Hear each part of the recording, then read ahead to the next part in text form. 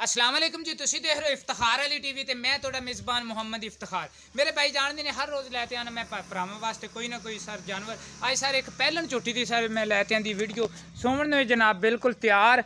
तो मैनू थोड़ा जहा मैं हो भी लेट गया, मैं उत्ते लाइट बल्ब पड़वाया तो लेकिन ये भी जानवर इन्हों का अच्छा और प्यारा और खूबसूरत है। जो कुछ है वो मेरे जनाब हैगी कैमरे की नज़र, मेरे भरावां नूं जानवर आंदा पिया सारा नज़र। जो इनकी बाडी है जो चीज़ है वो जनाब तुसी कर लो तसली। तो हुण आपां पिछू लैट थोड़े जे पहले पिछू जानवर की तसली कर लीए, फिर तुहानूं अगों भी इनकी जनाब आपां करवाने तसली।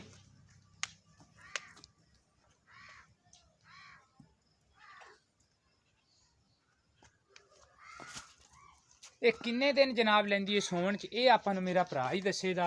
तो इहदे तो ही आपां सारी सूरत हालात पुछां दे।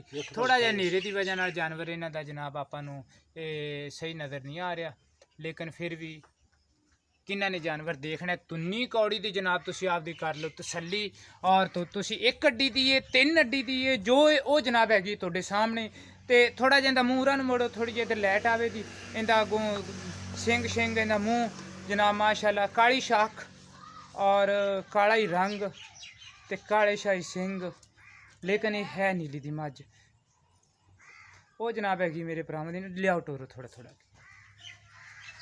जानवर इन्हां दा अच्छा और प्यारा और खूबसूरत है। तो मैं उम्मीद रखा था अभी मेरे भाइयों ने मेरी ये वीडियो आवेगी पसंद। सर अगर मेरी लै चलो माल, अगर मेरी वीडियो पसंद आवे सर तुसी इनू लाइक भी करना है, शेयर भी करना है, और इफ्तिखार अली टीवी नू सर तुसी सबसक्राइब भी करना है। तो झोटी दे आपां हिसाब किताब वेखण दे सारे जो जानवर है वो जनाब है अपने अगे। तो भाई बिलाल की हाल है भाई? ठीक ठाक, तबीयतां सेहतां अल्लाह पाक दे एहसान, तसलियां तसुलियां? अल्लाह पाक दे एहसान। अच्छा, थोड़ा जिहा नेरे जा आ गया जानवर, उत्थे लाइट हैगी सी। बहरहाल फिर भी मेरे भाइयों नूं मैं करवा दियां तसली जानवर। ते भाई बिलाल किन्ने क दिन लै जाए दी सोमन दे विच? ले जाए जी 4 तो 5 दिन, 4 तो 5 दिन।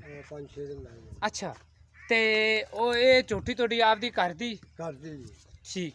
मेरी मां दी भी देखनी, मां भी देख कोई खड़ी। अच्छा अच्छा ठीक है। दिन नूं वेखां दे केड़ा मेरा भरा लवण आवे तो उहनूं वहावां दे। हाँ जी, हाँ जी। ते इंदे तुसी हुण केड़ा पैसे लैणे ने ना प्यार मुहब्बत वाले, ओही तुसी मैनूं दसणे ने जो तुसी जनाब इंदा लैणा हैगा। ठीक है जी।